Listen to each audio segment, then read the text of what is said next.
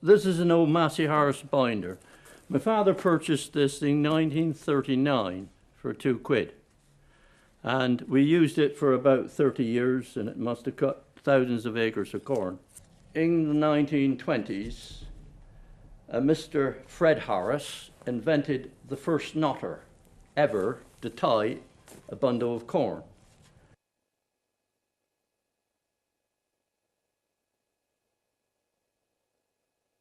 The knife is going backwards and forwards in those fingers there, and these fans are going around that way, tapping the corn back onto that piece of canvas, which is going that way, taking it up through those two pieces of canvas there, which goes right up through the top there, and it comes down through what we call the packer,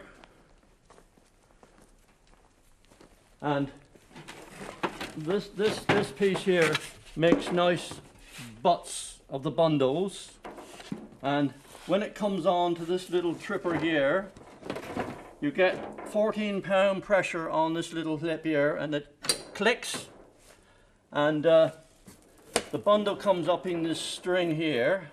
Down goes the thing when it trips, and out comes your bundle. And there's a perfect knot there, look.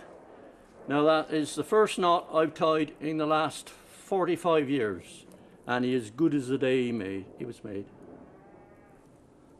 Brilliant.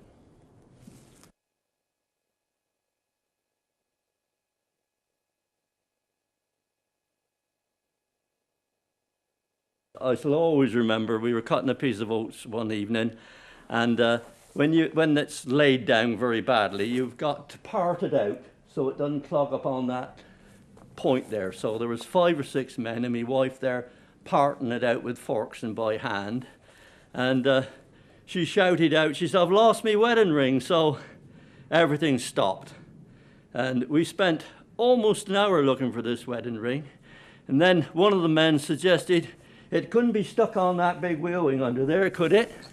So we put the 2 land wheels on again and jacked it up, the road wheels on, and spun this wheel round and hooked off every bit of mud and went through it, and there was her wedding ring stuck on that wheel.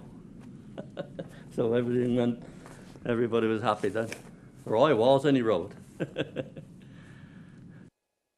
Now, when we were getting to the end of the day and the end of the piece of corn, when there was about 2 or 3 acres left in the middle, that was when the fun started. I remember once, all the school children came over from council school in Sherborne. There was probably over 100 in that field. And about 2 o'clock that afternoon, there was an old man with his gun on the gate watching us.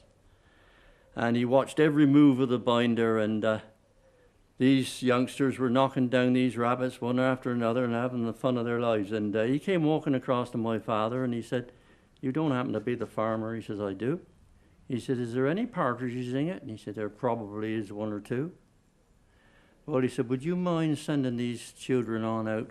He said, "Out in the road." He said, "Because I'm the head keeper here," he said, "and I don't want these partridges touched." And my father looked at him straight in the eyes and he said, "Now look here," he said, "I was here before you come here," he said, "and I should probably be here when you're gone," he said.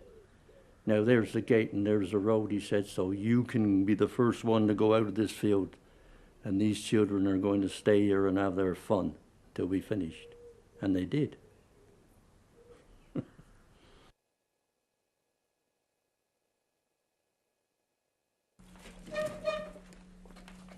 Oh, this is bloody memories, is it? Oh, gee whip.